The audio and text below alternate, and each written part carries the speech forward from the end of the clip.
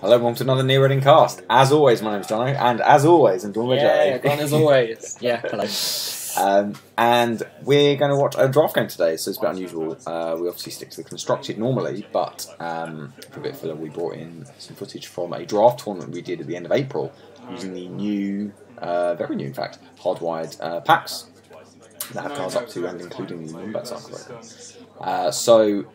This also features IDs, so I guess I should introduce on the left Guy playing Bzzz, which is the Shaper draft ID. And I didn't know it was called Buzz. I used Buzz on the day. I didn't know it was called Buzz. But the Shaper one. Yeah. And on the right, we've got Phil Turner playing Synthetic Systems, which is the Jinteki one. So yeah, it adds a really interesting dynamic because you tend to use the one you've drafted the most cards of, and so you get an idea of some of the cards they may have drafted by the ID they use. That's true. So you sit across from a green ID and you're like, oh, green cards, and that's something you didn't have before in the draft. You'd sit across from the mask and say, okay, no idea you've what got they drafted. Runner cards. Yeah. But the other thing I thought was quite interesting because I didn't really plan on using any of the core abilities because I didn't. Just pick whatever you want. Strong. Just pick one and be like, they'll One think goes. I'm full of Jinteki cards. No, I'm not. Like I had so much. I essentially drew 3 EDO like this. I drew 3 Brain Taping Warehouse and which in a 40 card deck is That's like a 35 card deck. Did you have Viroids? And then just about 17 Viroids. Like that was my deck. Too strong. How did it do? Not very well. Okay, right. Yeah. Well then. Okay, so I did draw 4 Magnum Opus though. That did well.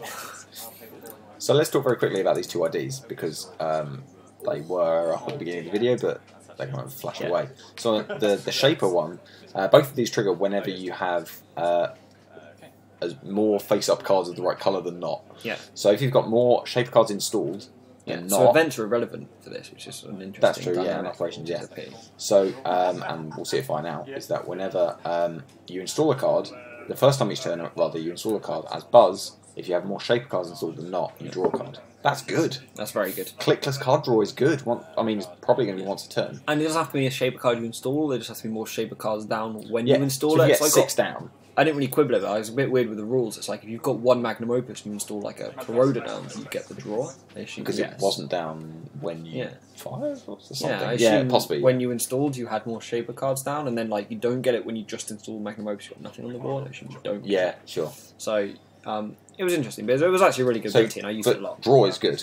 And on the Corp side, we have the Jinteki one, which is Synthetic Systems and allows you to swap 2 pieces of ice at the start of your turn if you have more Jinteki cards rezzed than not. Sorry, more Jinteki cards than non-Jinteki cards rezzed, I should say. So unrezzed cards don't count. So swapping ice is not, on the face of it, not as strong as draw. But I mean, you're in a draft. You're getting bad cards, and you're putting them down in the wrong order. So, as I said, I kept losing the Surfer paintbrush, which we might see because the paintbrush has just gone down. I kept losing the Surfer paintbrush. Okay. Surfer might make that idea ability a bit more useful. Move all your barriers to the back. Yeah, that's true. Paintbrush, sure. Being customer click, I guess. Yeah. No, but it was literally a situation where I couldn't res barriers. Like they'll be running down a server, and they'll have Surfer installed. It's like if I res a barrier, then everything inside of this is negated as you surf in. It was very weird.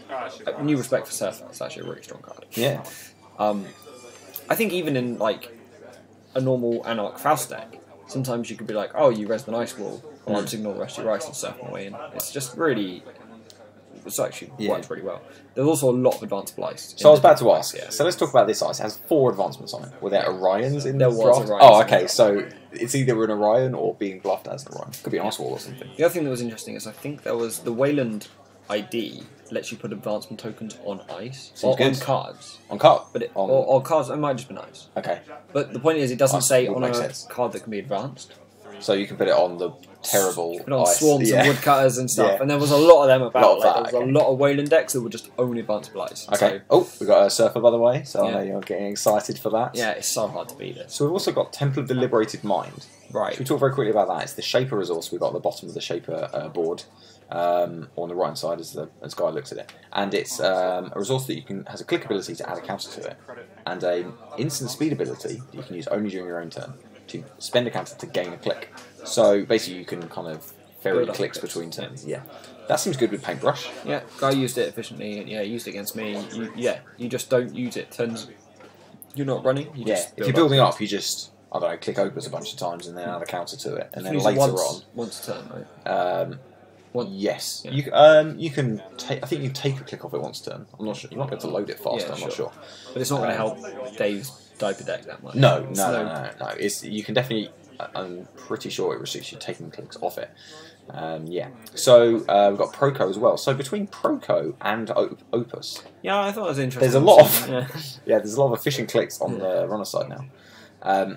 Meanwhile, Phil over in Jinteki Land has just been kind of getting a bit rich, but he doesn't really have any. He has a remote, I guess, but. I just thought of a really interesting combo. The breaker I used on the day, and I thought it was amazing. Yes. Have you seen the new Shaper barrier breaker? Yeah, you're going to have to remember what it's called. Ang something. I don't know what it's called, but it's ridiculously expensive. Yeah, it's like 6 to install and not that efficient. But when it breaks ice, it sends it back to HQ. Whenever you break a piece of ice, it bounces the ice to HQ. That's pretty good. Yeah, but it's like 6 to install, 2 to break a subroutine, and 1 to buff, and like 0 to... It's like incredibly inefficient. But it goes away. I just thought the surfer paintbrush deck is amazing. You surf a barrier all the way in, and then you bounce it back to hand. They have to install it back at the outside, and then you surf it back in again. Yeah. No, I thought Breaker was amazing. I really enjoyed it, especially with all the advanced ice. Like, yeah. Bounce it back, buy all advanced encounters. Yeah. You should have built that deck. Yeah. No, I did. I used it. It was great. Oh, you did? Okay. I had but not with paintbrush. No, I didn't have paintbrush. Okay. That would have been good. Yeah. So now that card hasn't come out yet, so that must be later in Moonbird. Yeah, it must be 5th pack.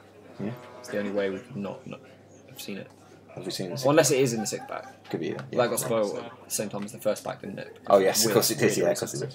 Okay, so we've got an install double advance in the remote.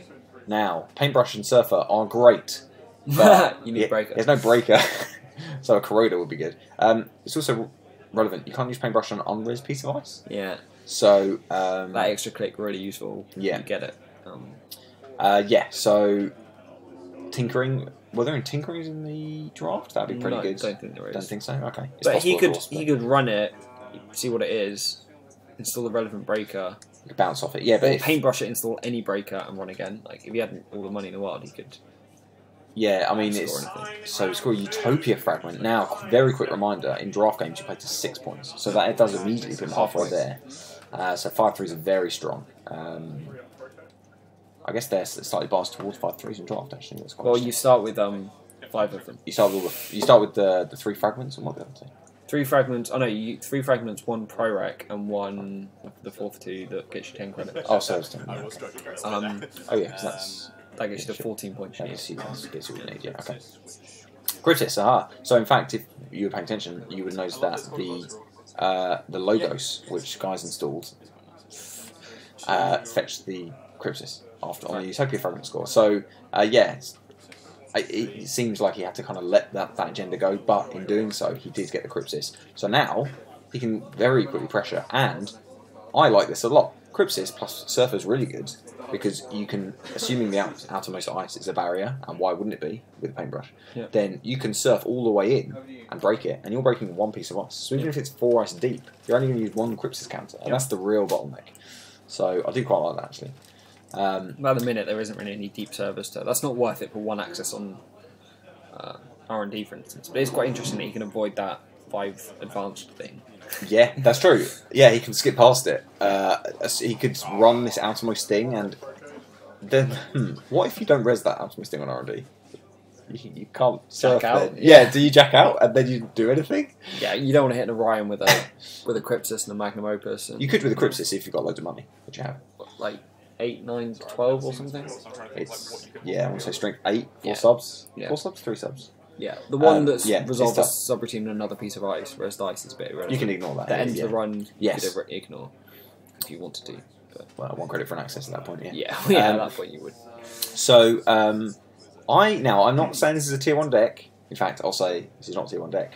But this board state on the left is actually looking quite strong. Yeah. For a draft. Like there's Temple of the Liberated Mind sitting helps you there click Crypsis and use paintbrush. You've got the paintbrush surfer thing.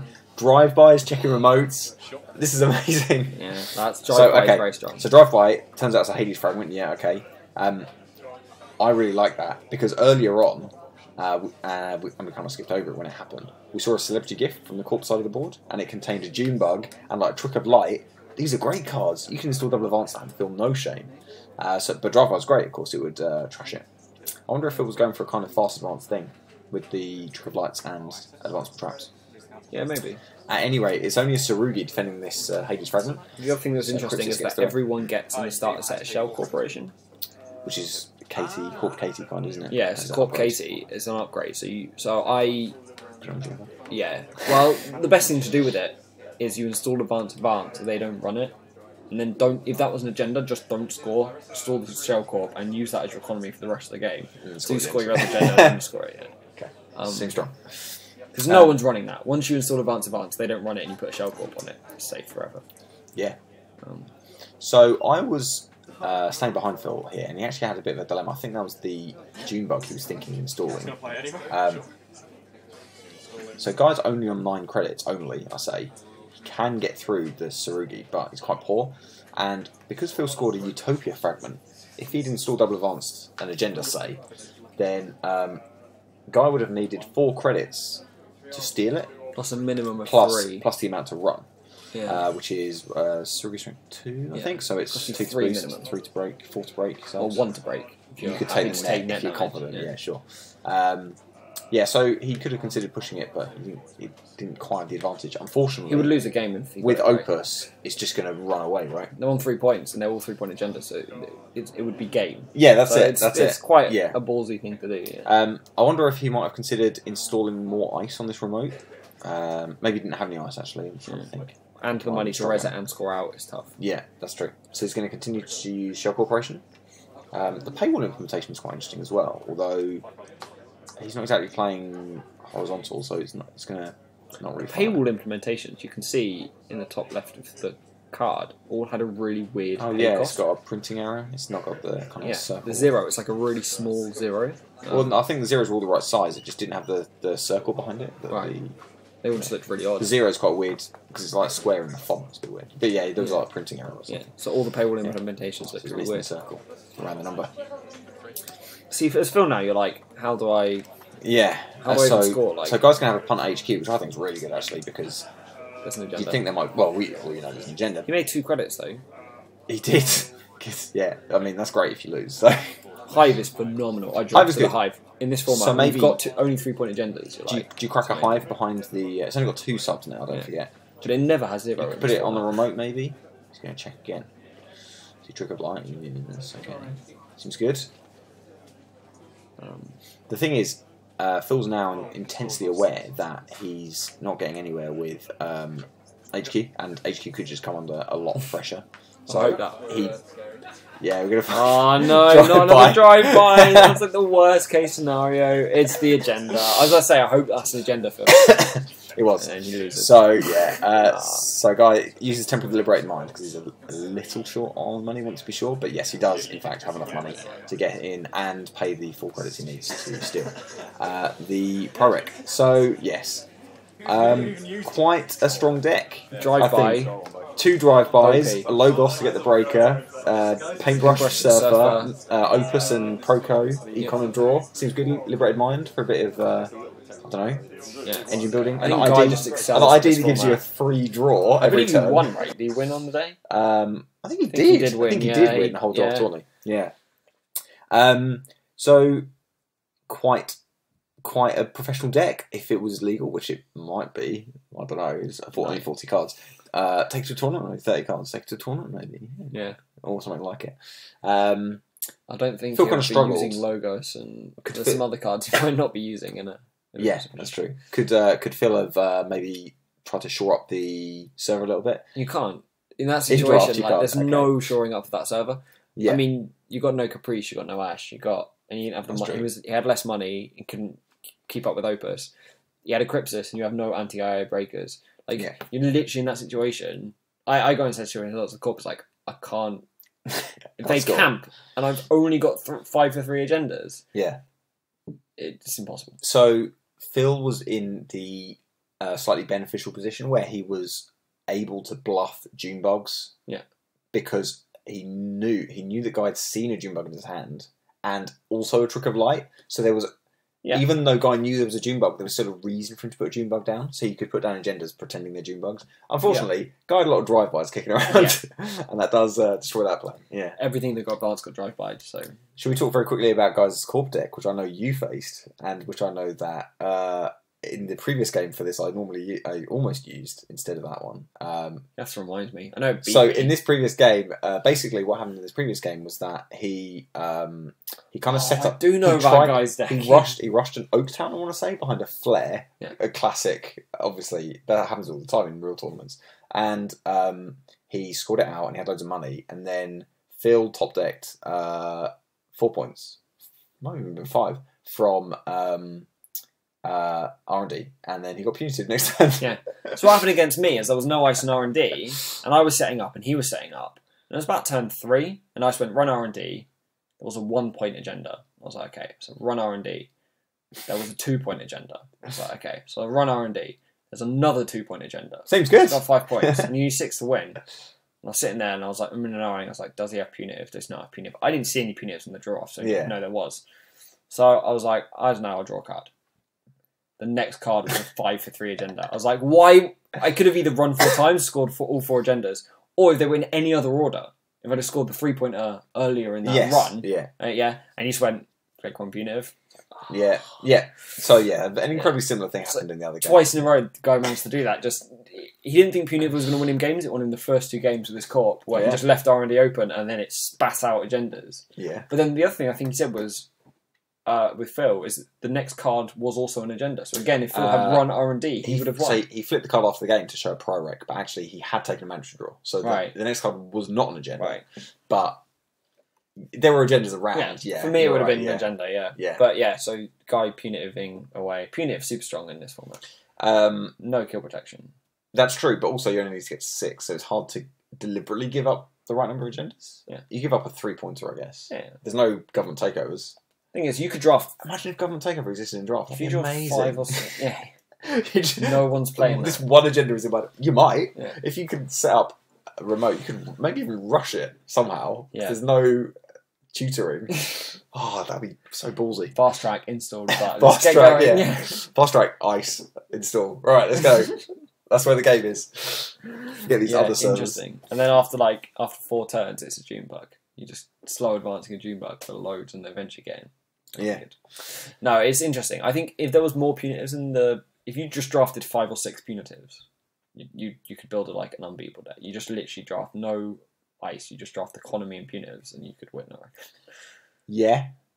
I mean, it's a strategy. Yeah. Yeah, maybe. Draft is quite fun. So I didn't take part in this tournament. I actually was just late signing up for it, and it was full. Yeah. But I showed up to record some games for a laugh, and it was quite fun. And draft is quite fun. I've played it a bit in the past. Draft a lot, yeah. We do it around the shop, so we use the official packs, but obviously cubes are another great way to do it. It's a really easy format. Was it interesting to do it with new cards, like kind of future cards?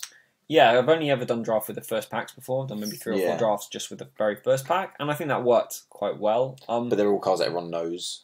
Yeah, the new cards were a little bit weirder. So when you put down Ankusa or whatever it's called, then the opponent had to read it and think what that did. I guess how does this affect my deck? Yeah. How do I play around this? So I think one of the things that was a bit weird about using the official packs and having 12 of us is there's a lot of the same cards floating around. There's not a huge number of cards in each draft cycle. Right. So the breaker suites were quite similar.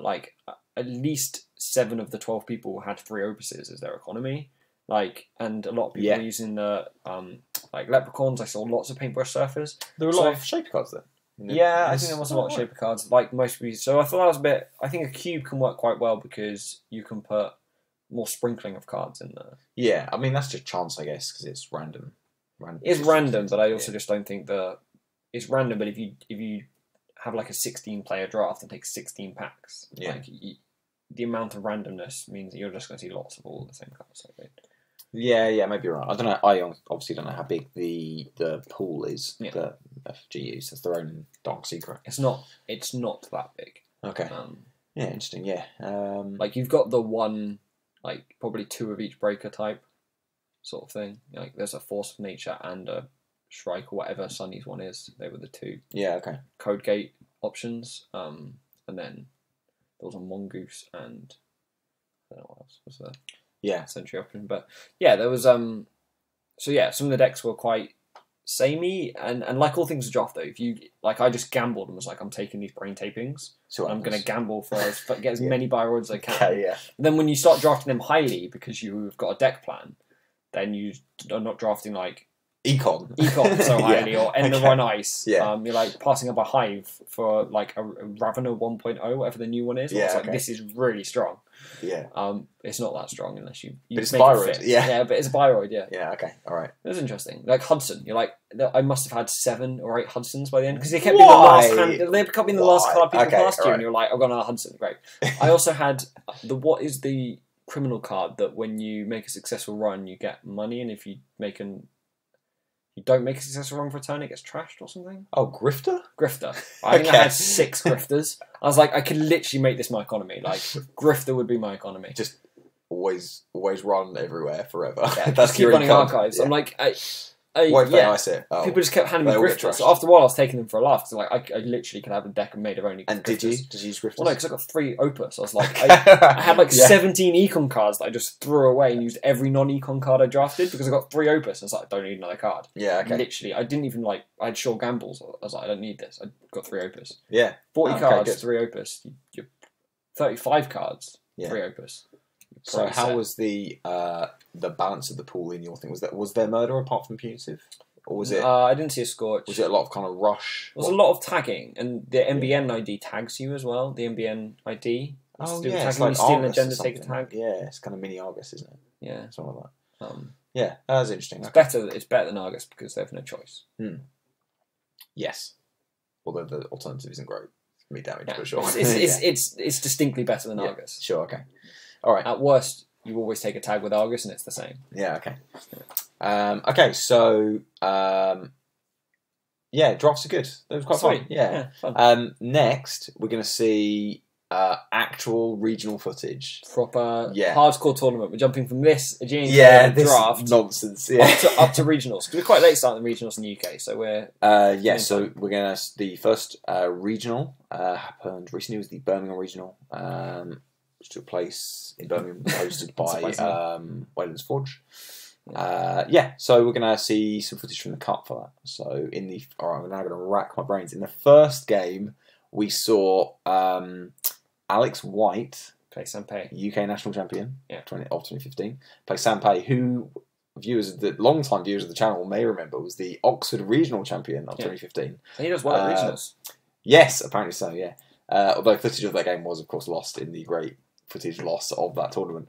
So we're going to see Alex White, an excellent player. He was playing Wizard against Sampai, who's playing NEH. So apparently he hasn't changed his ways from the last time we saw him. A year ago, playing NEH. Yeah. There was a lot of NEH on the day. I confess I contributed to being NEH. I also contributed to there being NEH on the day. There was. There wasn't as much NEH as there was Anarch. Jeez. There was a lot of Anarch. I did not contribute to Anarch. How about you? Nor did I. You liar. Yeah. I played 6 Anarchs. My Swiss was 6 Anarch. Yeah, I must have played 4. 5. I think I played 5 and a 5 out of 6. Yeah. It was the weird thing about my Swiss though was that they were all different Anarchs. I played Wizard Val, Wizard Noise, Max Val.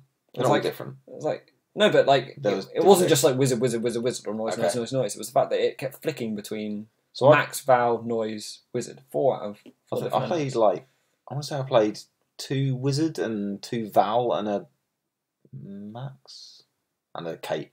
I can't remember what the other idea was actually. Yeah, maybe it was 3 Valencia. I played a lot of Valencia. It's interesting. I like. Hopefully the like Alex White might have by now. He was thinking about going through all the deck lists and putting the Aku up with the IDs, which I was really interested in. If they do that, I want to see that. It'd be interesting to see the ID distribution actually. Yeah.